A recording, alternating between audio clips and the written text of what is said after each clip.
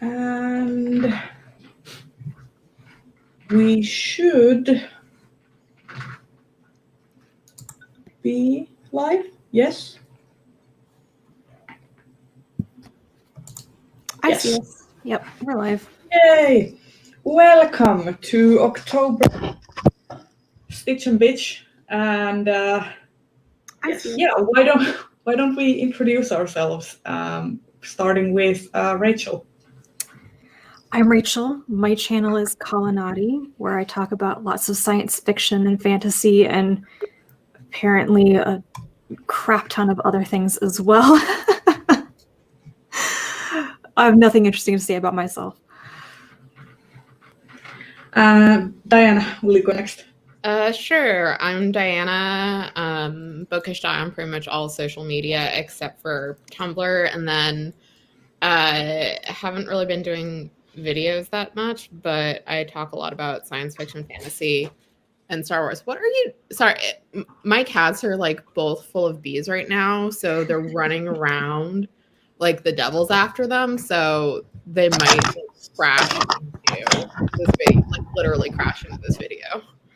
It would not be a Stitch and Bitch without cats interrupting repeatedly. Yes, and that's what we want. We live for cats. So, okay, so I'm Reija, and if you have found this live stream, you have found my channel, Bookfinch, where I talk about I almost said Final Fantasy. No, I talk about fantasy and science fiction and sometimes comics.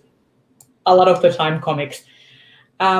So, as we have introduced ourselves, one note, Bree might join us, or she might not. She has some personal issues to attend to. So we might be here just the three of us, but that is also okay. And let's start with what we are currently making.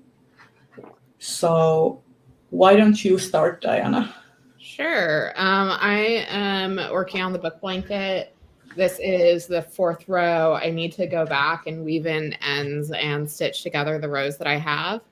But I'm going to try and catch up on my blanket as much as I can in the next few weeks. And then this week, I finished the wrap that I was working on last week with the Star Trek fandom colorway. So I need to block it. It looks so good, though. I love the texture on that. It's so cool. Yeah, this was such a, like, aside from the setup rows, which, like, was where I needed to really pay attention, like, the shawl was really quick, like, came together really quickly, and I definitely would make another version of it with a different type of variegated yarn.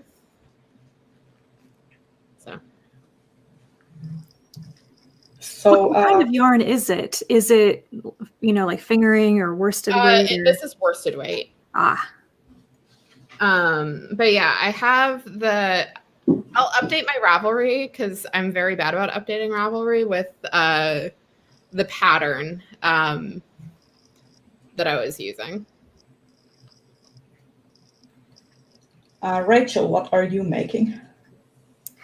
I am working on a very large corner to corner shawl. I'm crocheting today. I'm trying to get this done this weekend, so. And it has appropriately gotten very cold here, and I've busted out all of the knitwear, all of the shawls, all of the hats. I still kind of haven't really woken up to the idea that it's actually gotten cold and fall weathery, because I'm still running around there in t-shirts and yoga pants, and like I'm in denial about summer ending, even though autumn is my favorite season. So that's a thing. I've been looking forward to winter all year long because I was, making so many sweaters and then I couldn't wear them, and yeah, I want it to be cold so I can wear all the wool. I'm sad. Well, I'm not sad that it's not hot. I am sad that we're moving into winter just because Pacific Northwest winters are just so gloomy. Yeah, the gloom is not fun. Do you get much snow? We don't get we'll get like a dusting of snow, so like, but no one here can drive in snow because we don't get snow. So like, I don't recommend leaving the house if there's snow because people are dumb. Yeah. But yeah, I miss the sun, or I will be missing the sun.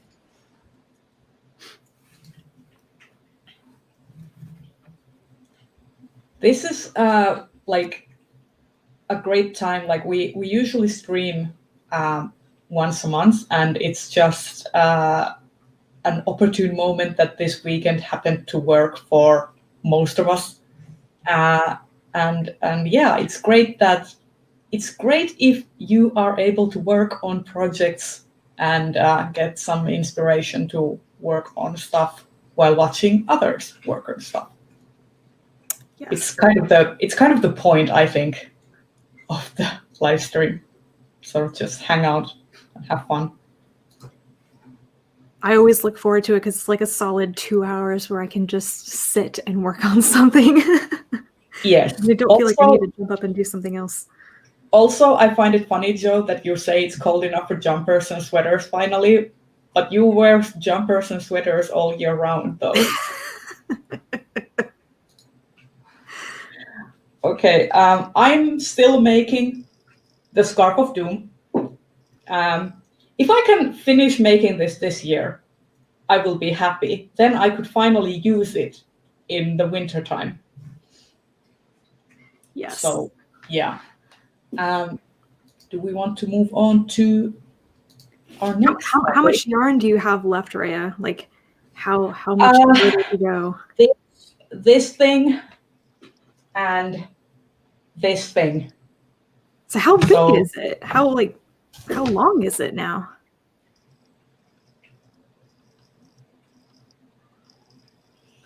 Yeah, it's big. And it's not blocked yet. So, it will probably double in size when I block it. Yeah. So, next up, we can talk about our reading stuff.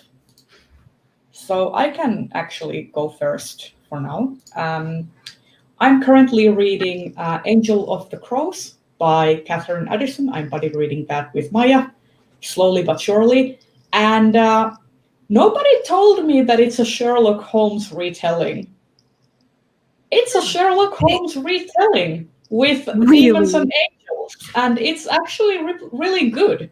Like it follows the case structure of the first case is A Study in Scarlet or a version of that, and it basically has multiple different cases, and it's about this sour dour doctor, and who is the Watson character, and an angel, who is the Holmes character, solving crimes together. And it's actually really fun. I thought it was going to be like a real riff on Jack the Ripper. I did not think it was going to be anything related to Sherlock Holmes. No, I think Jack the Ripper will make an appearance at some point. I think some of the cases are tied to him, or they are like I don't know how he, like I'm about like maybe 15% in, and so far Jack the Ripper hasn't made an appearance.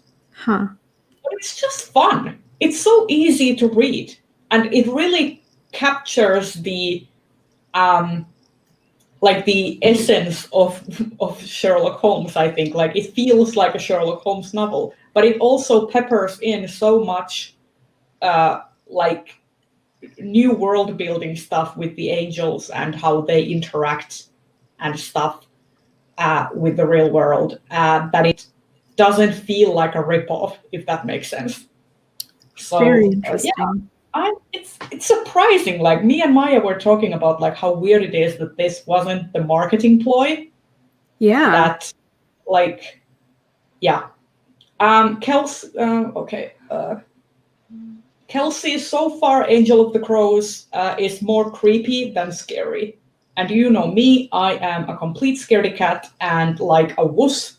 So if I say that it's not scary, it's like super tame. So take that which way you will. I don't know how English works today. I'm sorry. And another book I'm reading is Empire of Sand by Tasha Suri, which I'm really liking also. And next, Diana, will you go next? Sure. I read Paulo Santiago and the River of Tears by Taylor. My cats are being really distracting. I'm sorry. Paulo Santiago and the River of Tears by Taylor Kitmechia, which is one of the new Rick Riordan Presents series, and it's centered around the legend of La Llorona, which the gist is a woman was spurned by her lover, and in her anger, grief, she drowned the kids that she had with him, and then she realized her mistake, and then she now haunts the riverbed searching for her children. And it was good. I really enjoyed it. And now I also read The Return of the Thief by Megan Welland Turner, and it was delightful. It was so okay, good. I need to know one thing. Does Jen reappear in it? Does who? Jen. Yes. Is he a point of view character, or is he just like a cameo?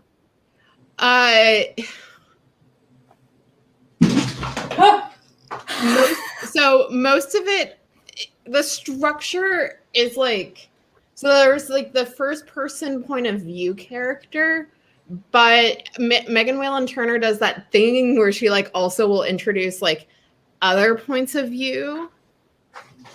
I need to read it.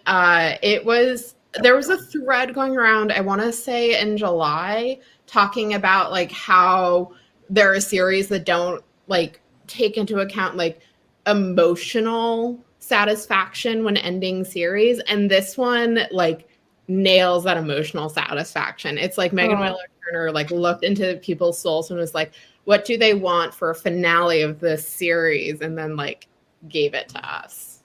I'm so excited now. I've been screaming about it with Jenny and Maureen in Slack. So that was excellent. And now I'm very slowly making my way through Chilling Effect by Valerie Valdez. And it's fine. It is very clearly, at least to me, like it reads very much like Mass Effect fic that's been repurposed into pro-fic. So that's very on brand for you. It is, but like I didn't realize that it was going to be that, because I had bought the book last year because I'm like, oh, Latinx author, there are cats on the cover, it sounds interesting. And I think it was Rachel who was like, it's fine. And that's kind of where I am right now. Yeah. But yeah, I'm reading it, I'm like, that's like, there are gates, which are like from an ancient species. So like that reads like Mass Effect. There's like this whole thing about their technology, which is like the Prothean technology in Mass Effect. The hints that we get about Eva's background, I'm like, oh, she's a ruthless shepherd who's feeling remorse. I like skipped ahead and I saw there's like a reference to like the wraiths. So I'm like, oh, so the specters exist. That's funny.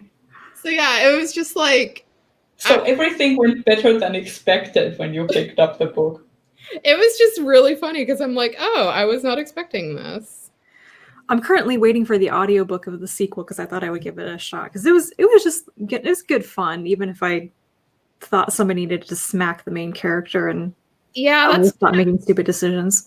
That's kind of where I am, where like it feels like so like a lot of her problems are coming from the fact that like she's so desperate to be seen as a better person than she was that she's just like straight up lying to everyone. And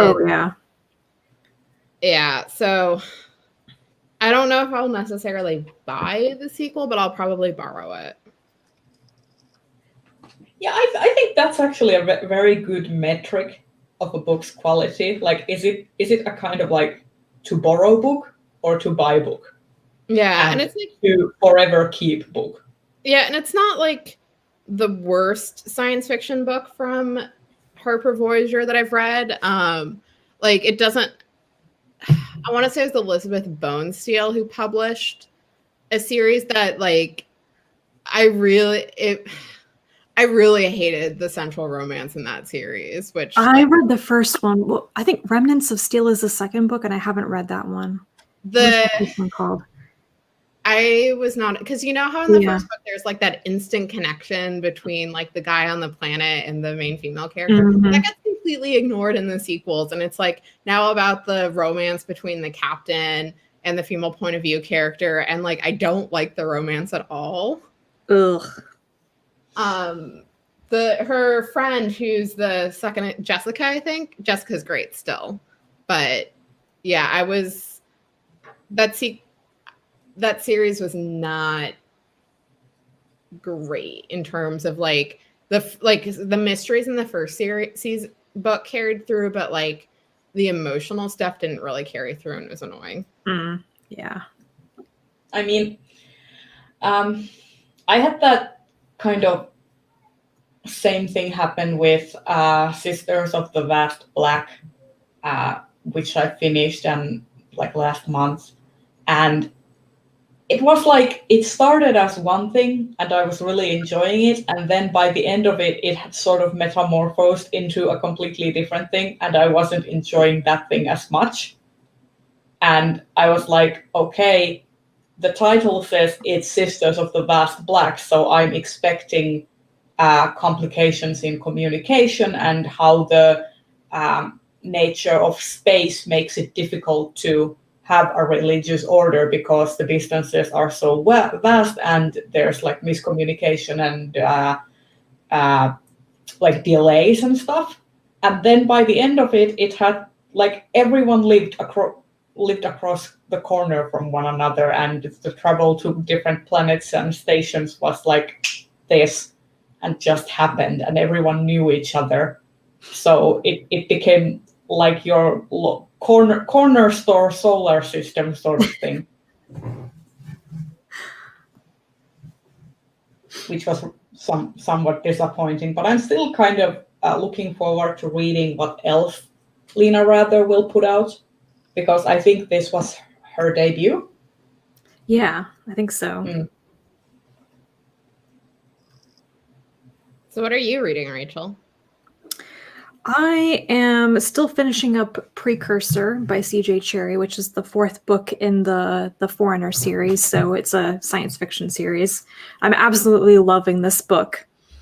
I've been buddy reading it with Kazen from Always Doing, and we kind of like hit that point in the series where there's been a whole trilogy before it and all the world building, and like the reader completely understands the alien society in which the action is set, and it gets really complicated, and there's politics and diplomacy and negotiations, and it's fantastic. So I need to finish that today, probably. And then I will be reading The Hollow Places next. I want to start that today. Yes. Rhea. I got my copy. I also got my copy of Babel 17, which I had to buy because my library got rid of their copy. And I was like, I wanted to read it. Yeah. Why would you get rid of your copy? I think they did it because old copy was probably super battered. So because it was already like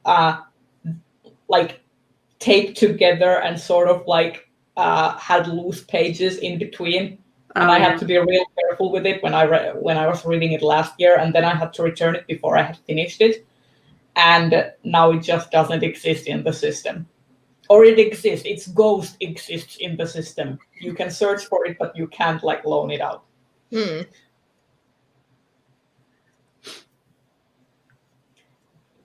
Which just goes to like show that like my database nerd is coming. What? Oh my god, what are you doing? Oh, MOSFET. That was Hedda. Oh, Hedda. Yeah, that was Hedda. No, usually Hedda is not the one running around. Yeah, she has been very she's been a super grump today, but she's also been like she's been growling and hissing at everything, but she has also wanted so much attention. So it's so weird. Like she wants pets, but if you give them to her, she starts complaining about it. Oh, baby. Yeah, it's hard for her. Yeah. I need to schedule a vet appointment for her because I think she needs stronger arthritis medication at this point. Yeah. She's getting old in the years. What? Oh my God, my train of thought just went on the wayside. So before we move on to the next topic, I will address some comments. The Angel of the Crows, there's an author's note at the end that says that it is wingfic. And I didn't previously even know what wingfic is, other than it's a fan fiction term, but it's basically fan fiction that where one character or multiple character have wings. And Angel of the Crows started as Sherlock Holmes wingfic. And then it got sort of changed around. That sounds really interesting, actually. Yeah. It sounds completely different from what I was imagining from the blurb and everything. Like nobody was mentioning anything about Sherlock Holmes. So, yeah. And then we can talk about, everything else. I've just got a whole bunch of October releases. I pre-ordered like 6 things coming out in October because all the things came out this month. So I've got books piling up. I have the last volume of Giant Days. Finally the last volume. I thought the previous one was the end of the series. So I have the end of that to read. Forever. Well, I think they extended it like by an issue or 2, and they wanted to include it like an epilogue one shot in the next volume or something. So I'll find out what it actually is when I read it. I got that yesterday, and I got Machine by Elizabeth Bear, which is one of the books I've been most looking forward to all year. And I can't start it until I finish a couple of other things. And I have Black Sun by Rebecca Roanhorse. Yeah, I'm waiting for my copy. I just got a message last week that they had sent it, and now I'm like heavy breathingly waiting for it. I'm so hoping that I enjoy it. A couple of people have told me that it has Mesoamerican world building, in a fantasy world, and this is something I have wanted to see more of in SFF for years, and I'm hoping that this is the thing that I want. I have also heard that it has like it's kind of like genre subverting, so it has like science fiction elements as well, from what I understand. That's what I thought too, but somebody told me it was purely fantasy, so I don't know. I think it's more like your mileage may vary type Could of be. thing. Like for some people, elements that for me would be clearly science fiction, for some people are like fantasy. Right. Yeah. So I have been attending FireCon this weekend, and it's been super fun. First of all, the panels have been like really intriguing and really interesting. But also I think the way that they have handled the Discord thing, it's been really good just, hanging out and talking to people and making connections as a community in a sense. So yeah, it's like I like this is the first time where having participated in a convention, especially a virtual one, like I remember Con Zealand, and after that I was so tired and just like burnt out on everything. And now I feel like after this, after FireCon, I am more like sort of rejuvenated, and I have like creative energy, and I feel like I am excited about things, if that makes sense. Do you think it's kind of the difference between a convention that's trying to replicate the in-person experience versus a convention that's designed to be an online experience from the beginning? Yeah, I think that's like the whole thing is that they pretty much just like, this is an online convention, and it's like, it's hard to explain, but like I feel like there is a clearer distinction about what the con is trying to do, as opposed to what Concealand was trying to do. Because, for example, you have the panels, and the panels are on Zoom, but you as a viewer don't have access to the panel chat or questions. You have access to the Discord. So you can have conversations with all the attendees that are watching the panel while the panel is happening, which has been actually really fun. But you are not disrupting the panel by constantly bombarding the chat in the Zoom. So the panelists actually can focus on talking about the topics. And then at the end, the Discord moderator will forward questions if there have been any. That's interesting. So I really did like the chat and Q&A features in Zoom for Worldcon. Yeah. And there was more like back and forth between the audience and the panelists, but it definitely interrupted the panelists sometimes. Yeah, and yeah. Not for Con Zealand, because I didn't attend that, but I do like the Q&A feature in Zoom. I hate their chat I hate their native chat. Yeah. The chat feature is like, and because I use Zoom for work, like I find the chat feature, the fact that there's no difference in view between like private messages and public messages to be really annoying. And I think Zoom's chat feature is the worst thing, like the worst possible ending I could have gone with. I also think that I think it is better for bandwidth, because they have a lot of international like speakers from various different countries and such. So the fact that people are not all bombarding into Zoom, they are just viewing a Zoom conference by a specific number of people. That way, the panelists have fewer bandwidth issues. Mm-hmm. So it's been really good. There's been really like less lagging in audio, less dropping out of the panel and stuff like that happening in FireCon in general than what I was experiencing during Con Zealand. So, and also the way they have handled the Discord is really good. Like the way that you can, you read the code of conduct, you accept the rules, then you have access to the areas, then you can name yourself as an attendee, and that gives you access to different rooms. And then you can also like claim different pronouns, and then they will just import them to your profile. So that's like, it's so automated, and like my inner nerd just like likes how well put together their Discord server is. Like having hosted many Discord servers, like it's not easy making a good one. And they did a good one. And from what I understand, because I didn't use it almost at all, but the Con Zealand one wasn't as good. Wasn't very good.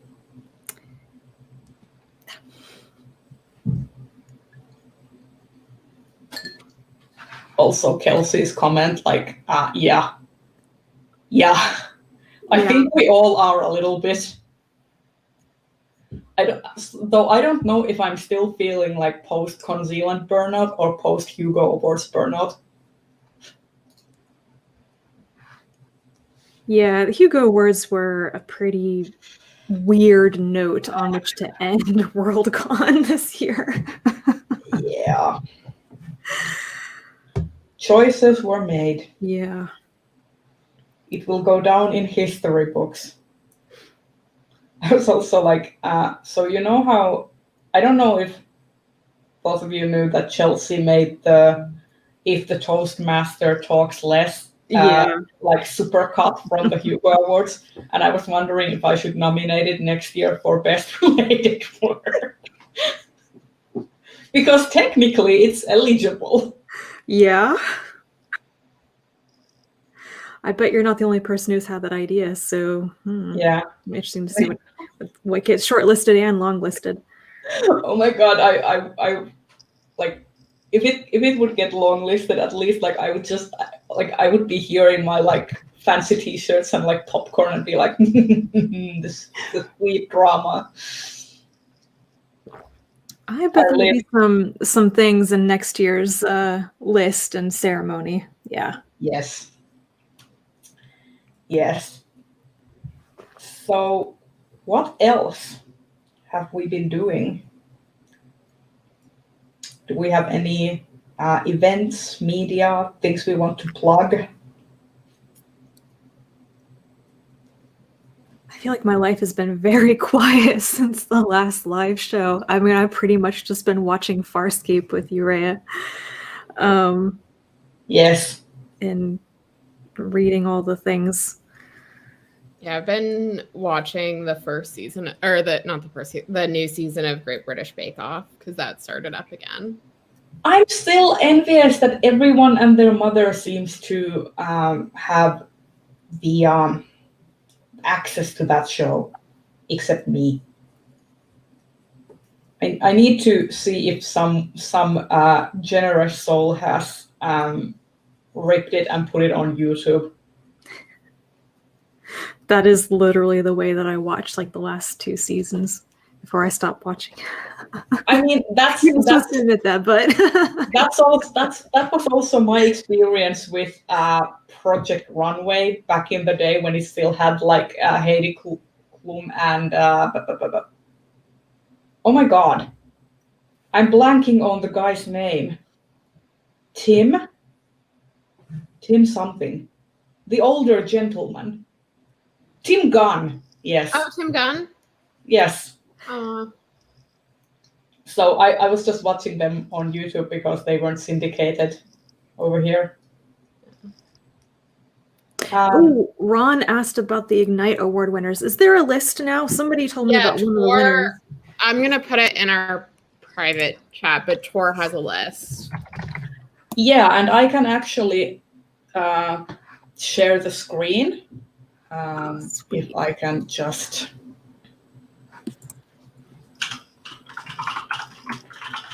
find it. I know I was super impressed by just the diversity of the shortlist. I was like, there's so many fantastic sounding things on there. Okay.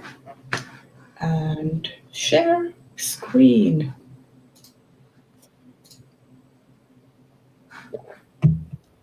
Yeah, so here is the Ignite Award. So best, I'll see if I can.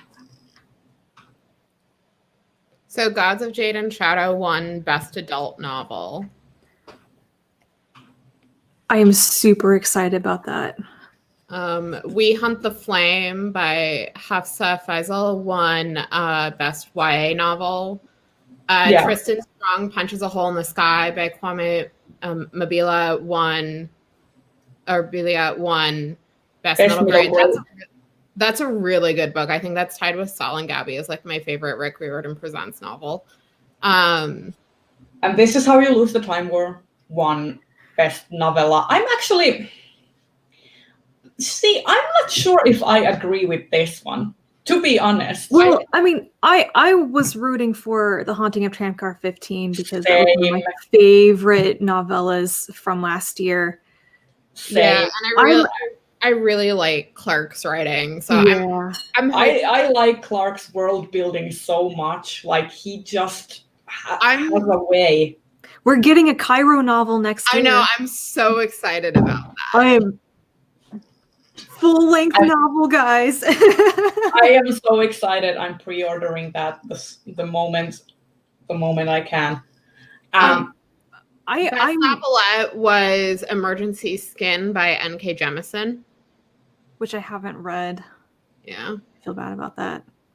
Best short story was A Brief Lesson in Native American Astronomy by Rebecca Roanhorse from the Mythic Dream Anthology.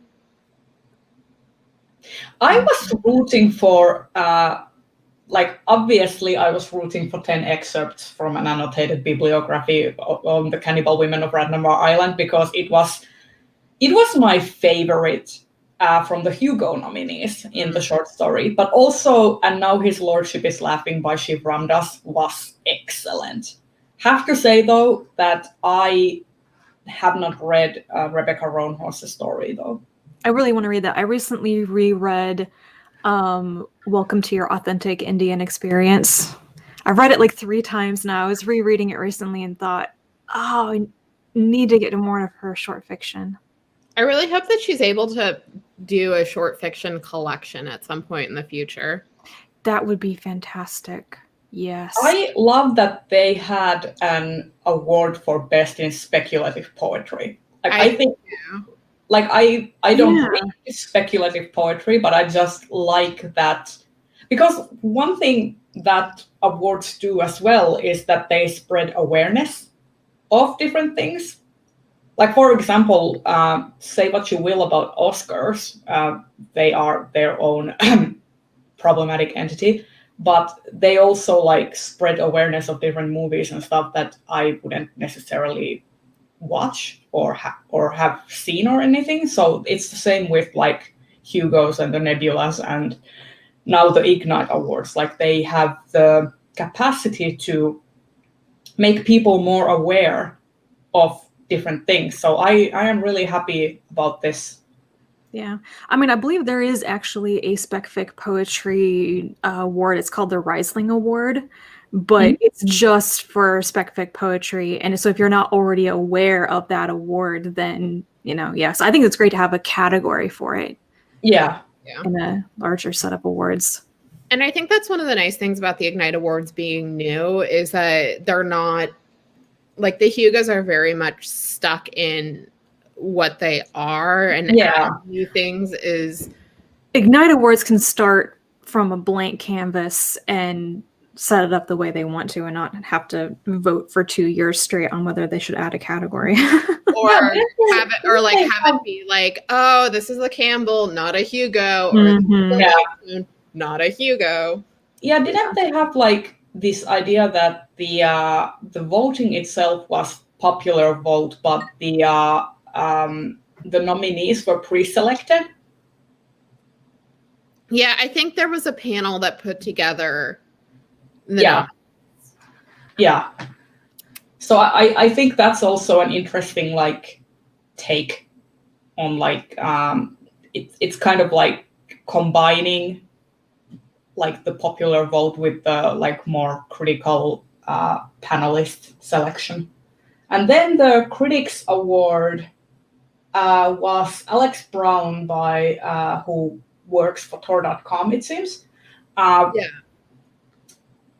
have to say that I might have been a bit biased and rooting for Jessie from Bow Ties and Books because, booktube representation, we love to see it.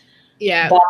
But at the same time, like from what I gather and from what I briefly tried to comb through from the nominees, they all seem very like, what's the word? Deserving. Yeah, and I do like Alex Brown's reviews a lot. I find that like they do a very good job of discussing like for them what worked and what didn't. It definitely has helped me in the past like decide whether or not the book is something that I want to engage with. And I find their like how they analyze to be really I really like their reviews. So I was not sad about Alex Brown winning at all. Yeah, and then there's the Best Fiction podcast, which LeVar Burton reads, won that. And I think that's I don't know, I love LeVar Burton. I do. So side note, not Ignite Awards related at all, but he's going to be in the Leverage revival, and I am so excited. Christian Kane posted a photo of him and LeVar Burton, and I shrieked. I'm just, It makes me so happy because I love LeVar Burton a lot, like Rhea, and I always like it when there's like a Star Trek leverage connection because like Jonathan Frakes has directed a lot of the episodes. Brent Spiner has showed up in a guest starring role. I mean, I grew up with Star Trek Next Generation, and Geordi and Worf were my favorite characters. Like, those two were my absolute standout favorites. And then Riker, and then maybe Picard. Like, if we were like making lists, but like one of like so LeVar Burton was in a convention a few years back in like, was it Eurocon or something, and my friend went and got to take a picture with him and stuff, and I was so jealous. I was like, you were in the meat space with LeVar Burton, I'm so envious, how dare you, but also super happy for them. Like, it's so weird having that moment when you're both like disturbingly jealous and like vehemently jealous about something, but also super happy for a friend. Like, it's so weird when that happens. And then best artist winner was Grace P. Fong. Also, I am not opposed to this. Yeah. I mean, John Picasso is great, but I'm a huge fan of Paul Lewin. I'm literally wearing a Paul Lewin enamel pin right now. That's a nice coincidence. Or is it a coincidence? All of my cats left me suddenly. Oh no, Mospet is on the floor. Never mind. And then... Weird loop. Okay. I have to say that from the comic selection, the only one that I have read is Blackbird Volume 1. And I hated Blackbird Volume 1, so I am super glad that it didn't win, because it wasn't good. And every time I hear people on BookTube say that they love Blackbird, I'm like, did we read the same thing? Clearly not. Or are you just enamored with the art? It had lovely art, which did not mask how disappointingly it was written. The writing was... And also I have to say that, like, even though I love Jen Bartle's art, sequential art is not her forte. She's very good at illustrating portraits and like making covers and stuff, but when she has to convey movement and stuff, she's not as good at that because she hasn't done that as much. Mm-hmm. Yeah, that's how I feel about like a lot of some cover artists, like Jen Bartel, but also like Adam Hughes. Like, he's a little bit more cakey, but his covers can be absolutely gorgeous, but his interiors are not great. Yeah, like it's a skill to be able to do sequential art and portray movement and actually like have a flow of a story. Like, it's a separate skill from like drawing, oh, cat butt. Yep. Luke's like, I know that you're on video, gotta shove my butt in your face. Yes, of course. And then anthology collected works, New Sons, editor Nisi Scholl won. Like, I haven't read this. I want to read it. Rachel, have you read this? I haven't yet. I intend on doing that. But I'm actually really...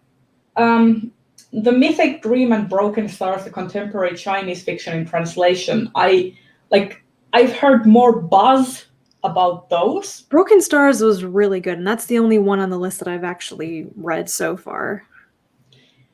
So here's the thing, like, I know it was a popular vote, so that's why I'm always super surprised when the sort of like front runners don't end up winning, because I always sort of have my expectation or like my prediction is like from what I see online, what people are talking about the most. And I feel like the Mythic Dream and Broken Stars were the ones that I heard more people talk about. Yeah. But it's basically like I think this whole like list, like the short list for Ignite Awards, is like basically like reading list. Like everything that I hadn't heard of before, I'm just like putting notes down. Yeah, we'll read this. Yeah, this needs to be a library request for the future and stuff.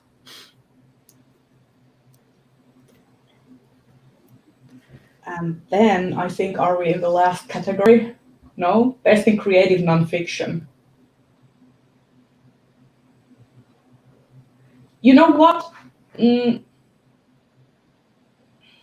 Wait, is what is this category for? So this is like just like it can be essays, it can be nonfiction books, it can be podcasts in the case of Our Opinions Are Correct. Yeah. So kind of like book-related work. Yeah. I have the Dark Fantastic on audio because Jerry and Adri were talking about it. So I got a copy of the audiobook and I need to read that because it sounds really interesting. It basically talks about representation and the sort of like the Hermione effect and stuff, like differences between actual on-page representation and sort of like authorial intent and authors coming forward later and saying, yes, I imagine this character as being this way and stuff. So yeah, it's... And then the Ember Award for Unsung Contributions to Genre went to LeVar Burton. And I mean, LeVar Burton just deserves all of the awards. Like, shower the man with awards, please. Take a look. And the Community Award for Outstanding Efforts in Service of Inclusion and Equitable Practice in Genre, that's a mouthful, went to Strange Horizons. Which I think totally deserved that. Agreed. Yeah, overall, I was really happy with both the shortlist and the winners for the Ignite Awards. I think that the panel did a really good job with selecting nominees, and then I really like the winners.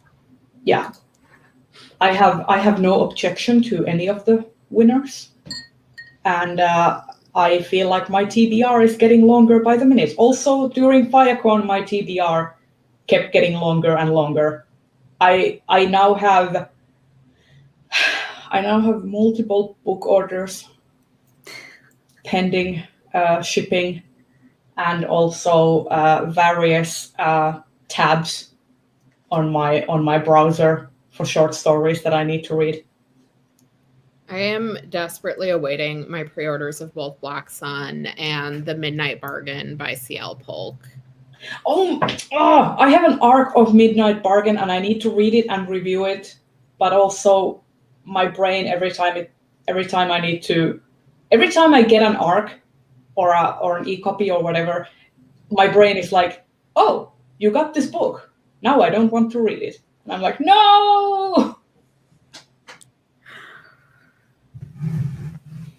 Is Midnight Bargain related to her other series? No, it's a separate thing. World. Okay. So her other series is published by Tor, and this one's published by, oh my god,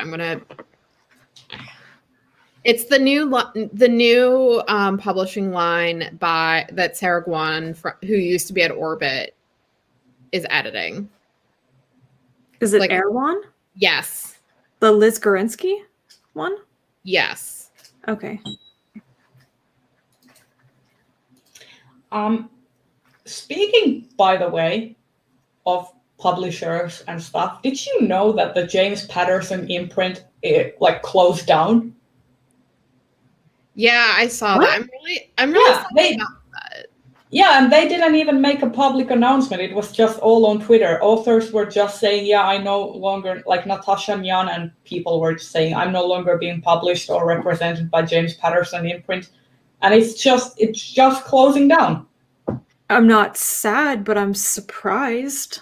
Yeah, I was like, I thought that it was, you know, like I don't know why it closed. Like, were there not enough sales or something? But like, it's like there's like full on speculation going on because they did not make any public statement on their like website or anything. Yeah, and it's sad because that line actually did a pretty decent job of publishing marginalized authors and like having some really interesting books. Like I really liked I still haven't read the sequel, but I really enjoyed Once and Future. Yeah. Like that was the queer King Arthur retelling that I want in space. Amy Rose Capetta and was it by Amy Rose Capetta? Yeah, Amy Rose Capetta and I'm completely blanking on the name. I think it's by them and their partner. Yeah, it is. Amy Rose Capetta and I'm looking it up because I'm honestly completely blanking on the name.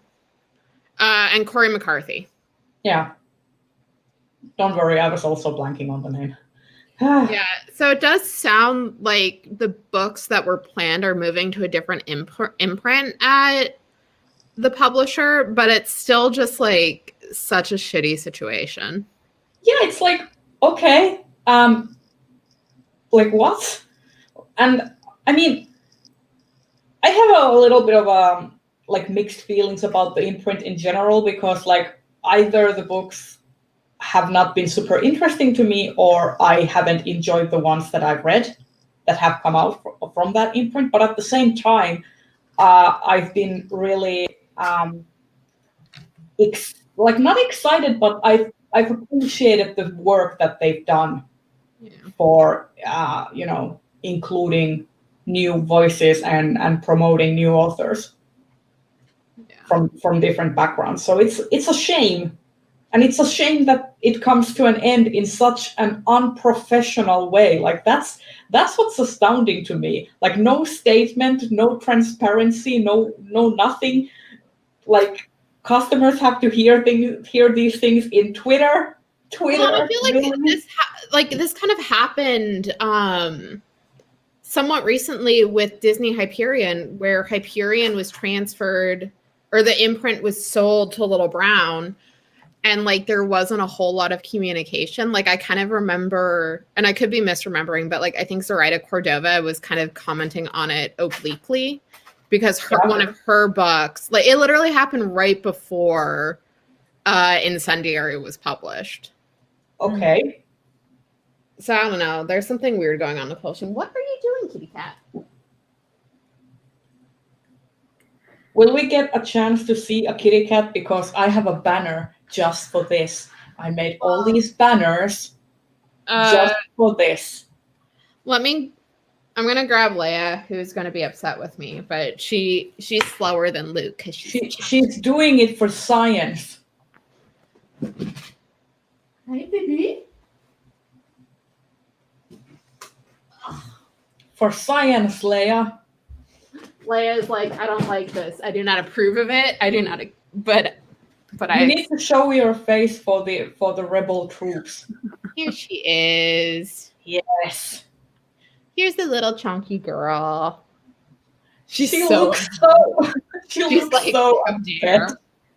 How dare you? How dare you? Yeah,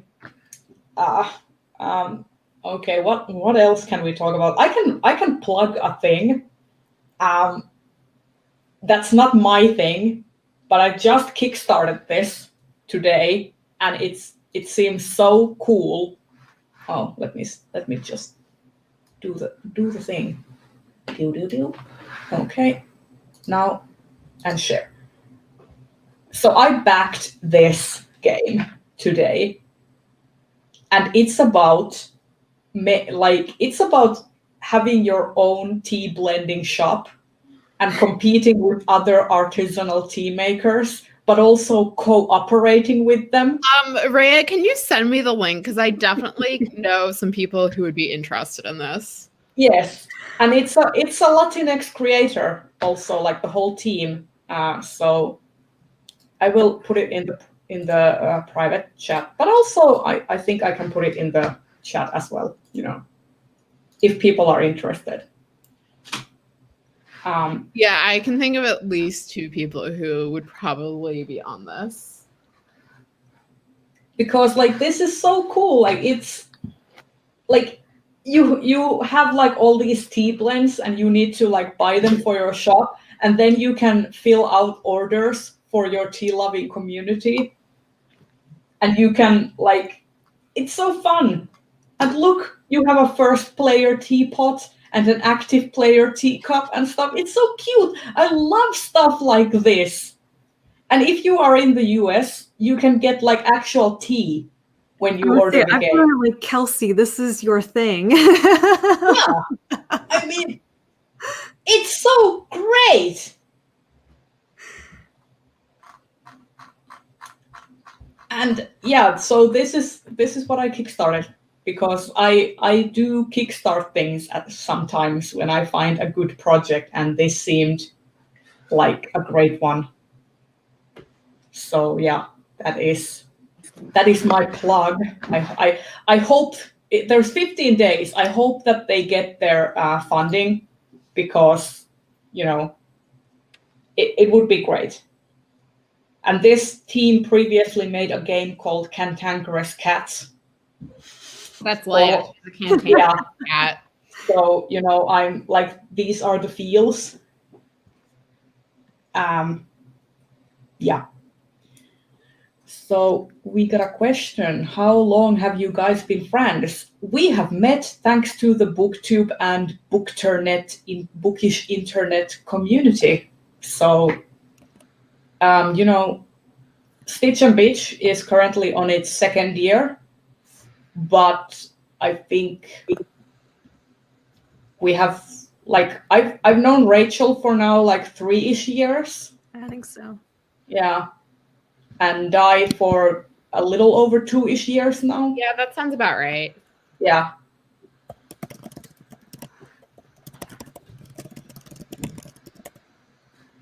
And yes, Kelsey representing the tea-loving community. Because, yes. Which reminds me, I am also drinking from my jasmine cup. I am drinking English breakfast tea at 10 p.m. I am drinking iced coffee because my coffee maker is still broken. I haven't replaced it, and it's easier to make iced coffee.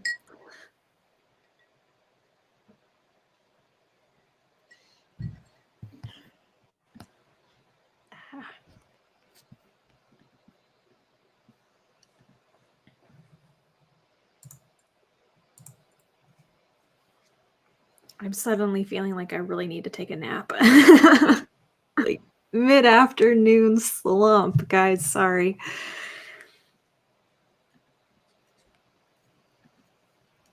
Oh, I seem to have an alarm ringing, so I will go and put that away.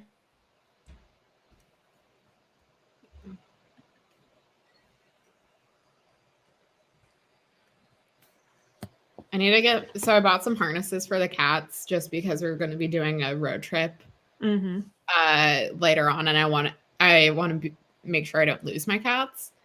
And I've been putting the harnesses on them for short periods of time to get them used to it, and both of them are just so deeply unamused. Are they confused or want to get it off? So they'll just stop moving, and then they'll kind of get off.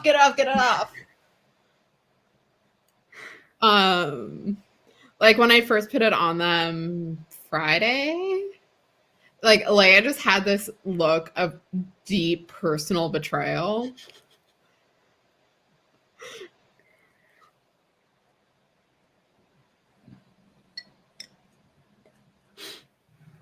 Have you taken them outside and walked them? I haven't yet. I'm trying to get them more comfortable with the harness, but I think I'm gonna take them or one at a time out back and just let them chill on the grass for a little bit. I mean, I I have only tried to train MOSFET into a harness. When Hedda was little, I tried that, and she hated every moment of it. So now, if I approach her, like if I even approach her with a harness, she will just like scutter away under the tub or something where I can't get her. And but MOSFET is like, you can do anything with him. He doesn't care. You can just slip it on and then take him outside, and he will just be there like, okay. Yeah, if it wasn't for the fact that we're traveling, I probably would let them be. But like I just, even if they're in carriers, I would feel more comfortable if I had like another way of keeping track of them. So they're getting little kitty harnesses. And you know, walking them outside from time to time is like, it's good for them. Leia has the bigger harness because she's a chunky girl. She has like accumulated a bit of a fluffy cheek situation. I know, her cheek little cheek. Yeah. When I took her to the vet last month, she was 13 pounds. I'm so She weighs scared. almost twice what my dog weighs. I'm so scared to take Tesla to the vet, because Tesla has gained almost as much, like proportionally almost as much pandemic weight as I have. And like I remember, like we have pictures from when me and partner started dating and I met Tesla, and he was a lean boy, and now he's just like, he's a chunkster. Yeah, Luke is very lean, but Leia was always a little bit chunkier than Luke, and like she's not, I think Luke is actually more food motivated, so I think it's just Leia's natural body type like leans toward being a chunk. Yeah. I mean, I think Tesla has that also, that because he likes to eat, and the vet always complains that Tesla is trying, like when we go to our vet and she takes Tesla out of the carrier, Tesla immediately zooms in on the treats that she has on the side table for patients. And she always complains like, this is why you have diabetes, cat. Like, please stop. Whereas, like, I feel like Tesla, as he's becoming older, gains more weight, whereas Hedda has started to sort of shrink up. And I think it's sort of like, as with people, you age differently. Like some people sort of shrink and shrivel, and they become like little Mimos. I'm kind of worried about that with my dog because she's always had the very lean terrier type of body. Apparently, you know, terrier breeds, they're the good kind of body weight for them. Frequently people think they're too skinny, but they're not. So she's always been a really good weight, but she's not a young dog anymore. She's 10 years old. So she's moving into senior territory, and I'm starting to worry that she's too skinny. She's not food motivated at all, which is really weird. She likes snacks and stuff, but she never overeats. I don't know like what it is in dogs, but like it might be worth asking your vet to check her thyroid levels, because I know with I need to do that. As they like with Carrie, when she got older, her thyroid stopped working properly, so she got really skinny. Mm-hmm. Yeah, that's what I'm also worried with Hedda, is that the next time we go to the vet, I will ask for like full blood tests and stuff. Yeah, I need to do that. But like she has always been also very like picky about her food. Like if I give any sort of food for Tesla and MOSFET, they will just eat it.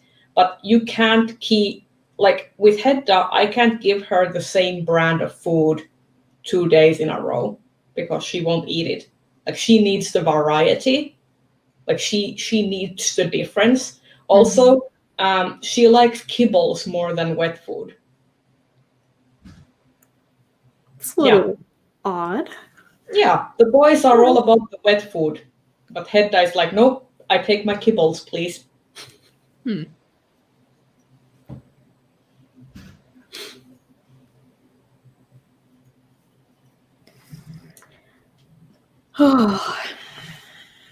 So, Rhea, do you have Halloween plans? Oh yes.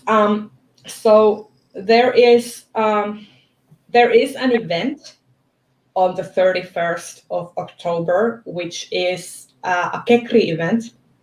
It is basically an old Finnish pagan tradition, which has been recently revived. And there's this castle fortress, island fortress off the coast of Helsinki, and it's a UNESCO World Heritage Site and sort of like a living museum, basically. Like there are people still living on the island in like actual homes, but it's also like a museum essentially. And they are hosting annual Kekri celebrations on the island where they try to sort of revive and recreate the traditional celebrations. There's like food, there's the burning of the sacrificial wooden goat, and stuff like that. So I am going there, mask on, lots of hand sanitizer, trying to keep distance from other people, but still like, Yeah. seeing like at least at the moment they are still planning on hosting it, but things might change in the coming weeks because our government is also putting in more restrictions. I'm kind of wondering what might change here over the next couple of weeks too, because yeah, the big one that we are not going to talk about, but that is on the lips of everyone. Oh yeah, so much uncertainty over the next couple of weeks. Yep. Yeah, I hope that the thing that happened 4 years ago won't happen this year, where I was basically woken up, I was asleep, and my partner came to tell me the results, and I thought that I was in a nightmare, and I was still sleeping because it sounded so unreal. Last year, I set an alarm to wake myself at 2 a.m. when the results were definitely in, and wish I hadn't done that because I spent a good portion of the night crying. Yeah. I don't want that experience again this year. On the other hand, I'm not sure I could emotionally go any lower. So yeah,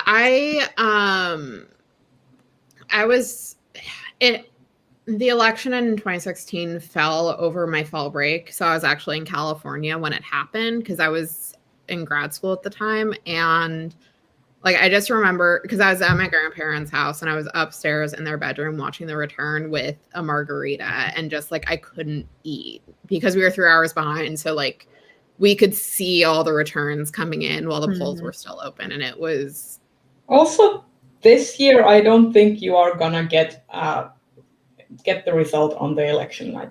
I don't think. And people have been like trying to get people, or like officials have been trying to get people prepared for the fact that we probably won't know the results for like a week or so.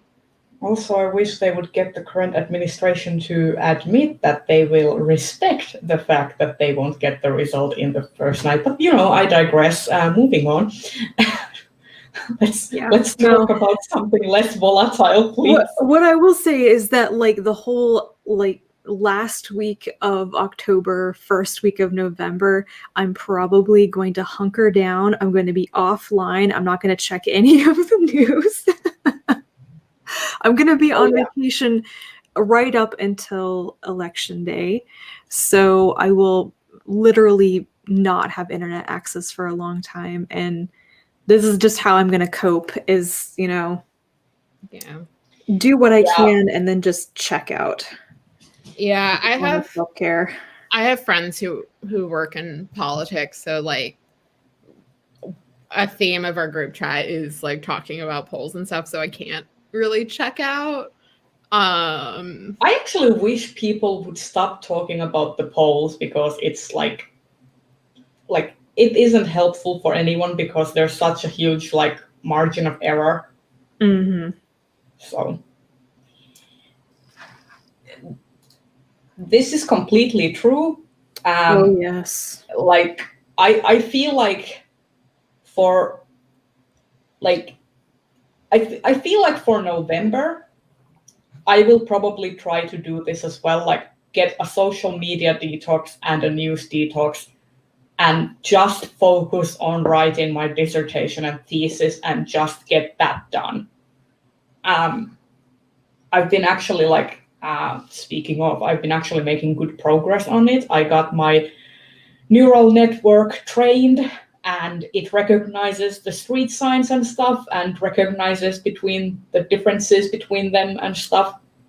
So next I need to code a program so that it can assign numeric values for the labels. And then when I show it a picture of a street sign that says speed limit is 40, it will then change the information in the array to 40 and stuff.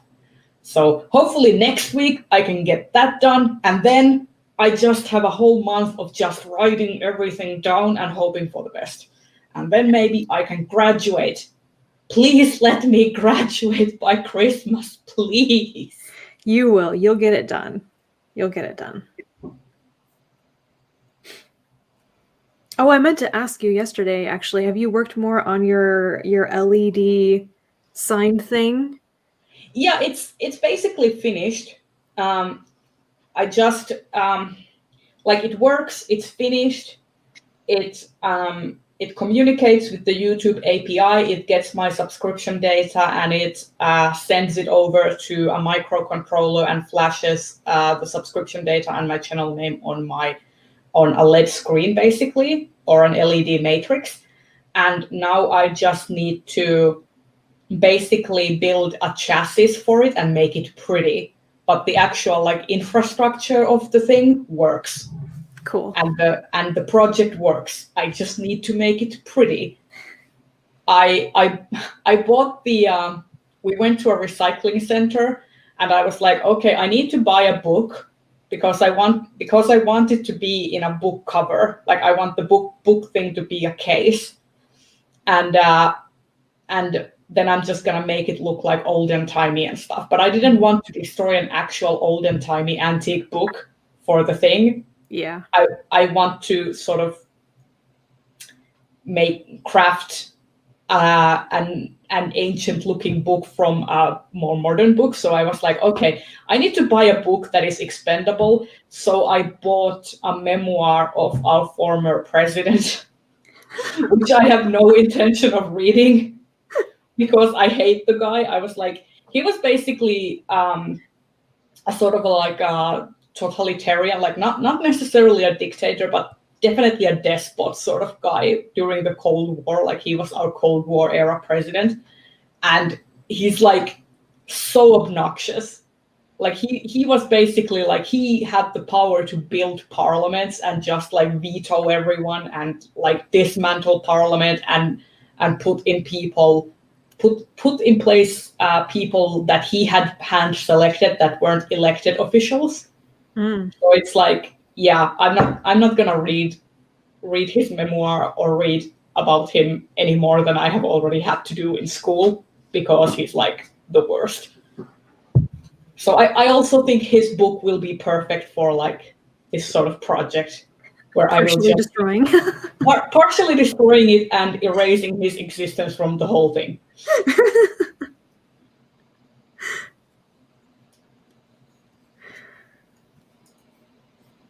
And then I also need to start working on my animatronic spider thing. That just gives me the creepy crawlies.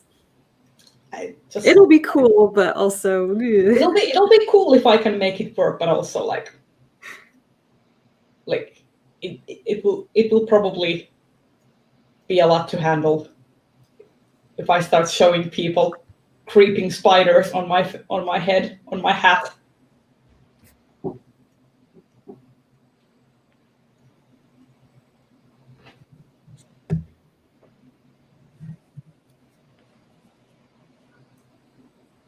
I'm also thinking that normally we have a 2-hour live stream, but since today we are only the 3 of us, I was thinking that we might stop a little bit earlier because, normally we have 4 or 5 of us talking about these things, so it fills out the 2-hour slot. Do we want to talk about what we're looking forward to?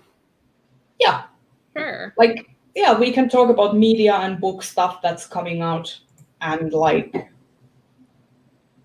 anything that we fancy about, really. So anyone who wants to go first can go first. I can go first.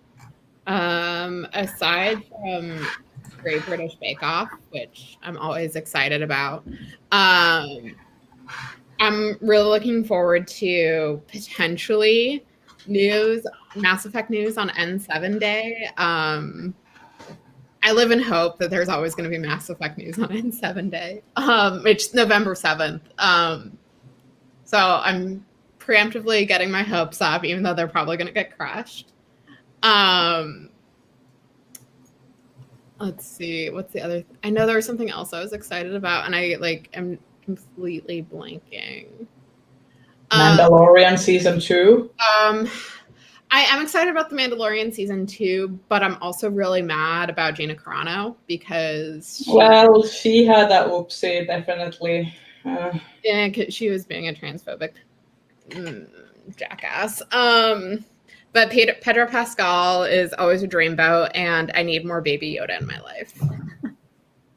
Yeah. Also, there's going to be on November 17th a Lego Star Wars holiday special, which... Oh my god, I saw the ad for that, and I was like, oh my god, I need this. So the ad, for people who hadn't seen, is like one of the little Lego arms, and it says, "To Luke, love your dad." Which, like, super dark, but also super funny. And Lego Star Wars is always, like, kind of poking at the fourth wall a delight. So yeah, I'm really looking forward to that. Because they have Lego Poe in a Christmas sweater. I love that. Also, I just think that Lego anything, like Lego Lord of the Rings and Lego, like all of the Lego things are just super funny. Like, yeah, because their humor comes from a place of like being fans of it, but also like recognizing that like with Star Wars, it's fake in space, so why not have fun with it? Yeah, exactly.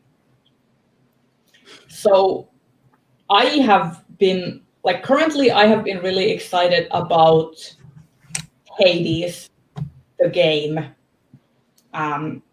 which is the new game by Supergiant Games, and it has basically become my new fixation. I just got my beautiful death husband and also my Fury wife. So now my character is living in a gorgeous throuple, and it is everything. And it is if you are a fan of Greek mythology and want to just basically fangasm about all of the little details in Greek mythology, like you need to play this game, or if you don't play video games, seek out playthroughs of the game because it's so fun.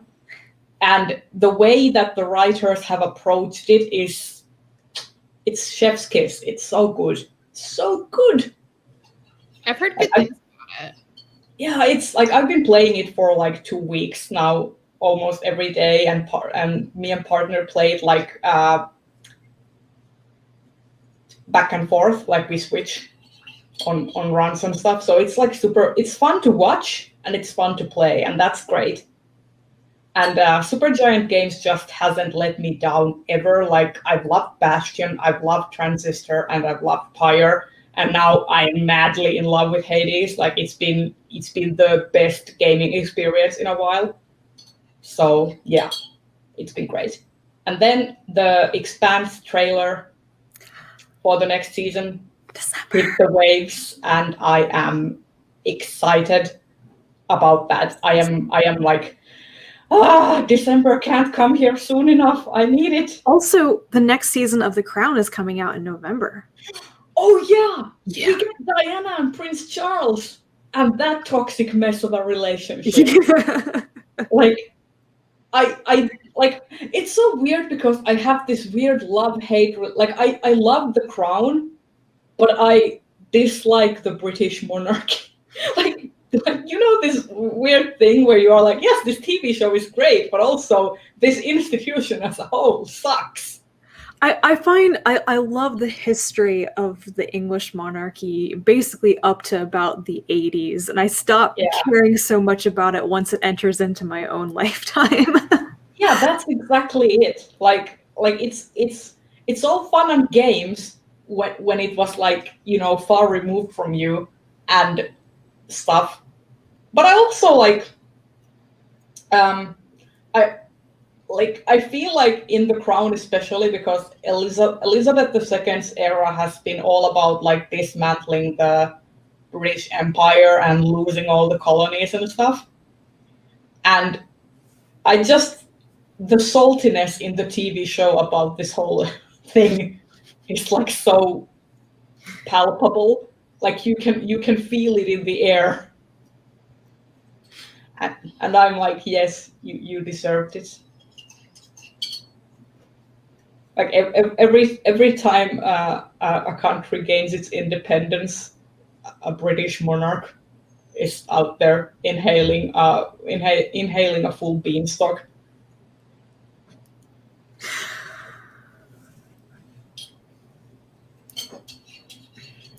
So Rachel, what are you looking forward to other than your news fast and stuff? Ugh. Well, I'm really looking forward to watching some new seasons of television shows. That's actually what I usually do over the holidays. So I'm foreseeing that Thanksgiving in the US is going to be all about The Crown, and then my Christmas vacation is going to be all about The Expanse. Bridgerton is coming out on Christmas. What is? The Shonda Rhimes adaptation of Julia Quinn's romance series. Oh. Which I'm going to be watching because I do enjoy a messy Shonda Rhimes show. But also, as Kay pointed out, Julia Quinn has said along the lines of, I don't like writing Black people in historical fiction because giving them happy endings is unrealistic. So I'm very excited to watch Shonda Rhimes be like, oh, well, here is my multicultural cast with black characters as the leads. I'm also like wondering about this whole happy ending thing. Like you do realize that there are this is like, oh my God, that statement is just wow. Like, what can you even say to that? Like, other than be just like giving a person a look of disgust. What are you doing? What are you eating? The cry of pet owners everywhere. Oh my God. Yes. No, that's no. Oh my God, that's plastic. Say hello to my little void boy. Oh, baby. Happily licking his lips after dipping into my paper bin and taking the largest stash of plastic there was from my makeup palette that I opened earlier. It can't possibly taste good. It doesn't probably taste like anything, and he still wants to have it. He's like, I have done nothing wrong in my life ever. That's just clearly not true. Okay, now yes, okay, yeah, good. Like last night, we all the cats were in bed with us, like all three, and it was like a sauna. Like Mosfet just radiates warmth like a little sun, and it was difficult to get any sleep.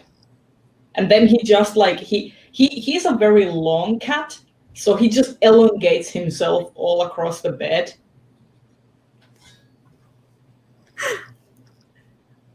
Silly boy.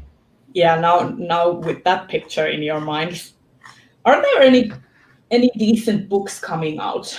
Let's see. To Catch a Queen comes out in December, and I'm very excited. That's the new Alyssa Cole romance novel. The next novella in that series by Niveau is coming out in December as well. When the Oh, tiger yeah. came out from the mountain. Oh my god, Oh, the yeah. covers of those novellas are beautiful. I'm so Yeah, excited I for want her novel coming out with Tor. That's the queer Great Gatsby retelling. Okay, so there's a Brandon Sanderson book coming out. Eh. Rhythm of War. The next Stormlight Archives book, yeah. Yeah, basically a book I have no interest in. Sorry, not sorry.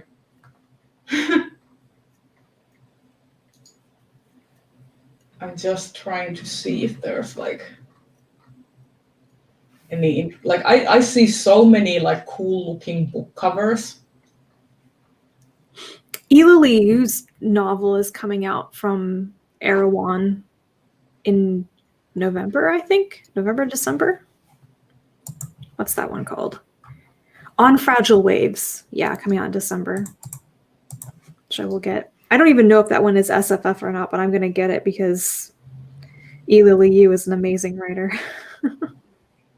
Have you heard about this book called A Kingdom of Flesh and Fire by Jennifer L. Armand Trout? I know there are like two Jennifer Armand Trouts. There's like the one that's Jenny Trout's pen name, and then there's another one, and I can never keep the two straight. Because it's like a second book in the Blood and Ash series, apparently. But I just looked at the cover. Let's see. I can just share. Let's share the screen again. Like this cover. It looks super dope. Like it's sort of like that Art Nouveau kind of feeling. Also, if you haven't checked out this site called bookreleasedates.com, highly recommend. This is where I get all of my book news nowadays because they just collect every single release per month. That's interesting. You know. Oh, I forgot to mention the From a Certain Point of View, Empire Strikes Back comes out in November, and I'm really excited because the premise is it's a 40th anniversary celebration of Empire Strikes Back, and it's 40 short stories told by sometimes side characters, sometimes new characters, but it's a way of reinterpreting the movie. And they did one for A New Hope, which was excellent. And I'm except for Mackenzie Lee, who I'm still upset that she's included in that list of contributors. Like the folks that they have writing are really great. Like it's Daniel Jose Older, Marco Shiro, Amy Ratcliffe, Lilian Rivera. They have like just a really great list of contributors, including a lot of folks who've never like written Star Wars before. And I'm really hoping that they get some of those authors to write some full-length novels in the future. Except for Mackenzie Lee, she can. She can.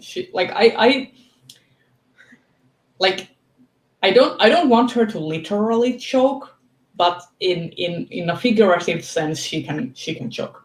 Yeah. Also, is this Mackenzie Lee the author of Gentleman's Guide to Vice and Virtue? And I feel so vindicated in my like dislike of that book. Like I feel bad because I know someone really liked it, but also it was not a good book. It was not. Did I miss something here?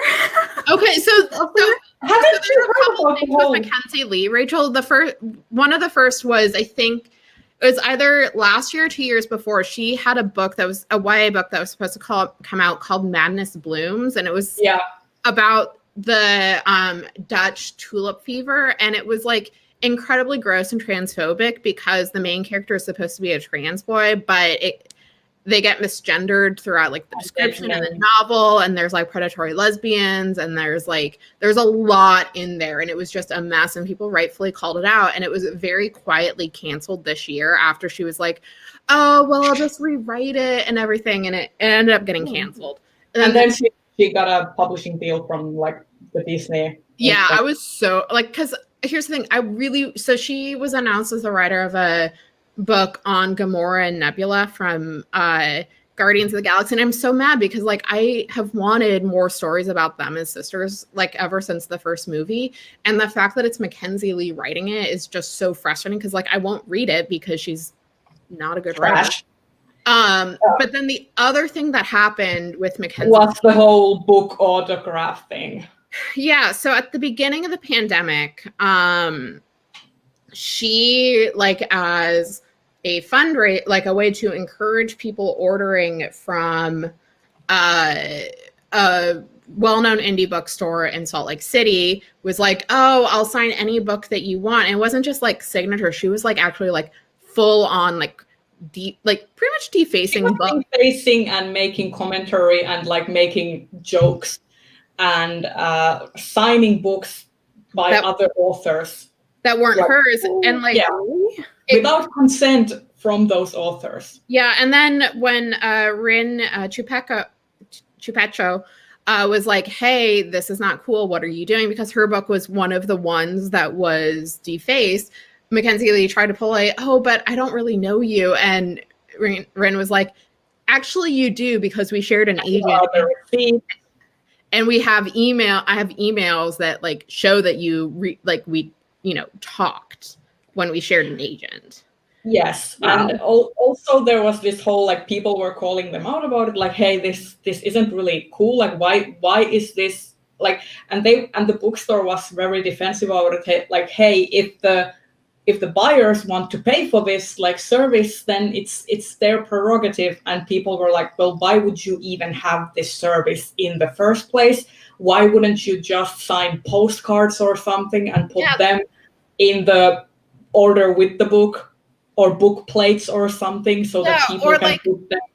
Or like you could even offer, like, I think a different thing would be like, order one of these books I love and I'll like do annotations in the chapter talking about like stuff that I loved about, like talking about a scene that I loved, which still gave the author room to sign their own book and like adds a touch of personalization, but does it in a way that's about celebrating the book and the author instead of centering Mackenzie Lee. Right. Yeah, like put like Post-it notes or something in the book, if like and like this is a part that I loved and stuff like that. Or, you know, if you don't want to go the extra mile and do that work, fucking postcards.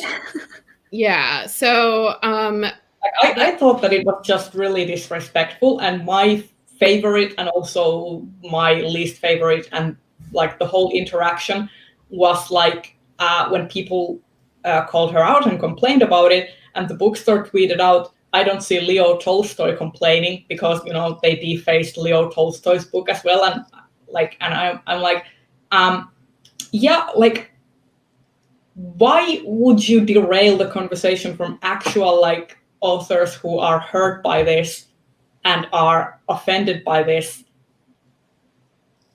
And it was just sort of like, well, what about Leo Tolstoy? He's not complaining because he's dead. Yeah, it was really disrespectful. And like Ray said, I did feel some vindication for really disliking A Gentleman's Guide to Virtue and Vice. Yes.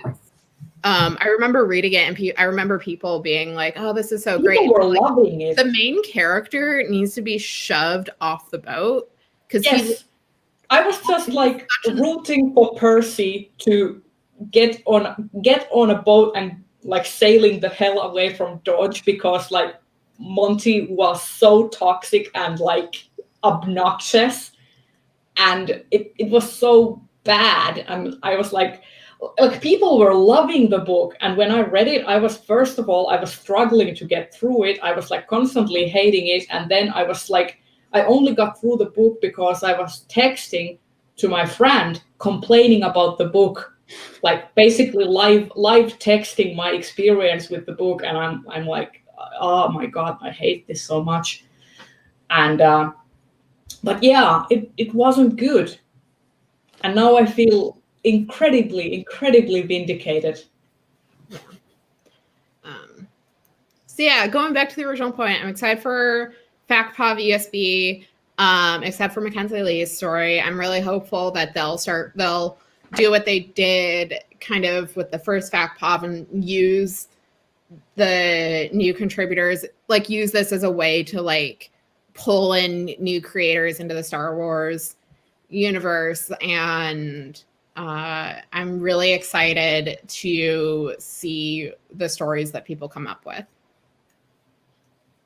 Yes. I wanted to say something. What was it?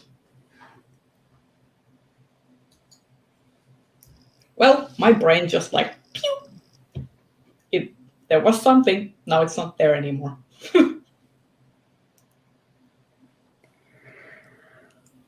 Oh, excuse me. So, if we have talked about everything that we want to talk about, I think it's time for plugging. So please plug all of the things where people can find you and what you're up to and what you're going to do and stuff in the next coming thing. And Diana, will you go first? Honestly, I'm mostly on Twitter these days at Bookish Die. It's where I talk Star Wars, women's sports, and currently Dragon Age, because I just finished a run through of that. Did you romance Dorian? No, I played as a lady dwarf and romanced Iron Bull because I find the height difference hilarious. I basically, my routes are always to go like with Cullen or with Dorian. I only played a dude once in Inquisition, and I romanced Cassandra. I find it like I have no opposition to playing as female characters, but for some reason I just feel most comfortable playing as dudes. I don't know what it is. I almost always play. I think the only time in a BioWare game so far that I've played as a dude was that Inquisition run. And that one, my Inquisitor like had no real personality. Like I didn't really have any sense of who he was, except for the fact that he was absolutely smitten with Cassandra from the get-go and like was 100% and like was totally into her because he's like, oh, she's super intense, and like even though I'm taller than her, she could break me, and I'm very into that. Yes, I'm just into Dragon Age. Like, but I also like, I have a tendency to play it as a romance simulator more than an actual RPG. Oh, I mean, like, same. I mean, I always, whenever we get to the castle and I finally get to like romance a person, I lose interest in finishing the run because I've already gotten what I wanted. I got the romance, and then I just start all over again with a different set of characters. I think I've finished a complete run of Inquisition 2 times, and I've played the game like multiple times. I'm too much of a completionist to like. I think there's only once where I didn't like. I beat Corypheus but didn't do anything else, and that was just kind of a throwaway run that I did because I wanted just to like do the romance simulator, but also I needed to beat the game on Nightmare to get all the awards. Ooh, that's you wouldn't get me to play Nightmare mode. It's like, actually so I will say in Inquisition, it's not as bad as in Mass Effect. Like that is just a pain in the ass. Inquisition is fine. I have to admit, like this is a confession. I still haven't played Mass Effect. Like I got like the first game I quit in the tutorial because I was scared of the space zombies. The first game, I will say the mechanics have not aged. Like the story is still good, but the graphics and the mechanics have not aged super well, and so that's supposedly actually what's making there be a delay in the remaster version, is that Mass Effect 1 requires so much work to get it on par with the other two games that, like, is there gonna be a remaster? It's like the worst. It's like one of the worst kept secrets. Like, everyone, that's the news that I'm hoping for on N7 Day, is like the official announcement of the remaster. Because like everyone, if there's gonna be a remaster, I think I'm gonna wait for that. yeah, like everyone knows BioWare's working on it. BioWare hasn't said anything, which is annoying. And like, I get that they don't want to like announce anything until they have it like pretty much set in stone, but it's like, we all know you're working on it. Yes, for further Mass Effect and BioWare and Dragon Age opinions, please follow Die at Bookish Die on Twitter. So Rachel, plugs. You can find me as Colonati on YouTube and as Twitter. I'm going to be on vacation at the end of October, so it's going to be pretty quiet in my neck of the woods. But October or November, I will probably be doing an A to Z reading challenge, which might be a bad idea, but I'm going to try to do it again in November. Also, all of your reading projects for various awards, like the Tiptree winners and stuff. Yeah, yep. I need to do another wrap-up of the Otherwise Award winners, hopefully before I leave for vacation, but we'll see. Yeah. So my plugs is that you can find me at The Bookfinch on YouTube and Twitter, and at Finchkin in Instagram. Basically, YouTube is where I talk about books, comics, art stuff. Twitter is where I complain about depression, anxiety, and neurotypical issues, and sometimes politics, but also retweet art. And Instagram, if you want to see food and cats, mostly cats. All the cats. All the cats.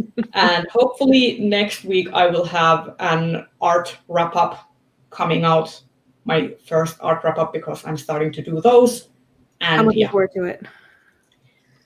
So yeah, this has been October's Stitch and Bitch. Next month we will be on whose channel? Rachel's channel. My channel. We will be on Rachel's channel, and we will post about the date when we know what date it's gonna be. So yeah, thank you for joining us, and bye bye. Thanks everybody. Bye. Bye.